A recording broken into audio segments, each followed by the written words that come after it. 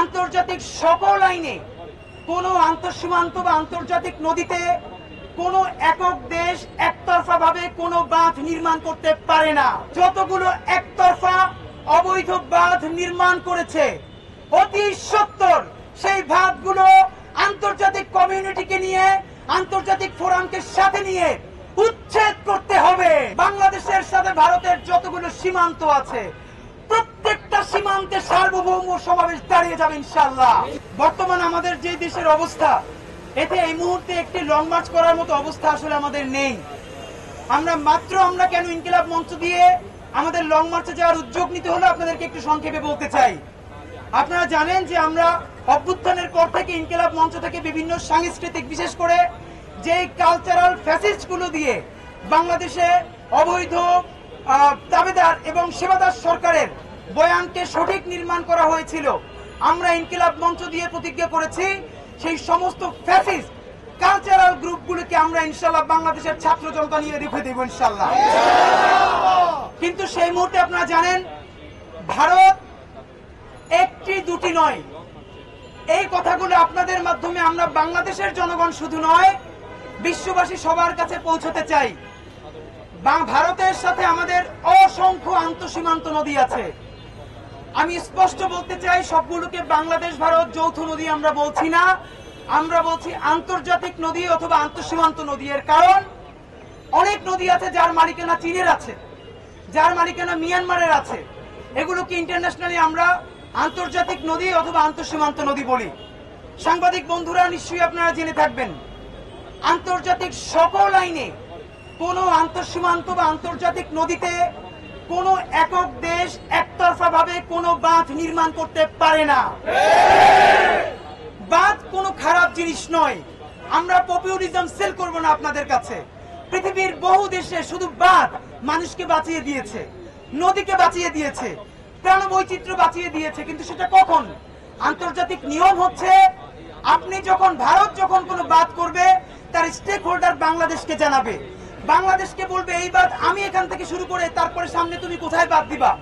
এই দুই বাঁধের মাঝখানে যে পানিতে থাকবে সেইটা অববাহিকা ভিত্তিক বন্টন, সেটা কৃষিকাজের জন্য হোক, সেটা বিদ্যুৎ উৎপাদনের জন্য হোক, সেই স্বাধীন সার্বভৌম ক্ষমতা সেই দেশের মধ্যে থাকতে হয়।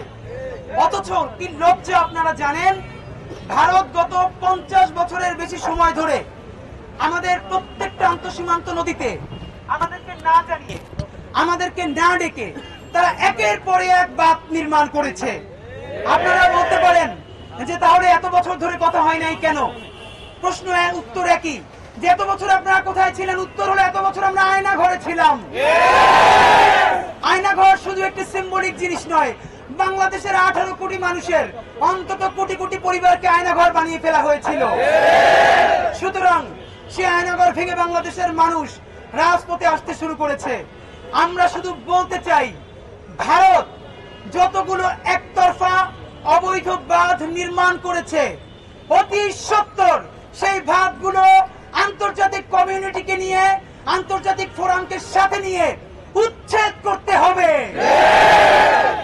আমরা স্পষ্ট বলতে চাই, আপনারা জানেন কত নির্লজ্জ হলে আমরা তিস্তা মহাপরিকল্পনা নিয়েছিল বাংলাদেশ সরকার, যার মাধ্যমে আমাদের উত্তরাঞ্চল বাঁচার একটি বড় পরিকল্পনা ছিল।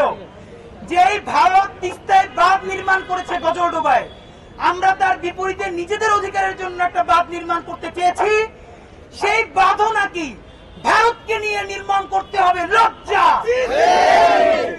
আর সেই খুনি হাসিনার সরকার সেখানে ভারতকে ইনক্লুড করতে যে আমাদের সেই তিস্তা মহাপরিকল্পনা বাস্তবায়ন করতে পারে নাই। সুতরাং আমাদের যে নির্দিষ্ট দাবি আছে, এটা আমরা কুমিল্লা যে টাউন হল আছে সেখানে বড় করে বলবো, আমরা বিবির বাজার পর্যন্ত যাব। শুধু সংক্ষেপে আপনাদেরকে এখন রোডম্যাপটা বলতে চাই। আমরা অল্প সময়ের মধ্যে এই যে 10টি ট্রাক, এর সাথে প্রচুর জনপরিবহন এসেছে, আপনারা দেখেছেন।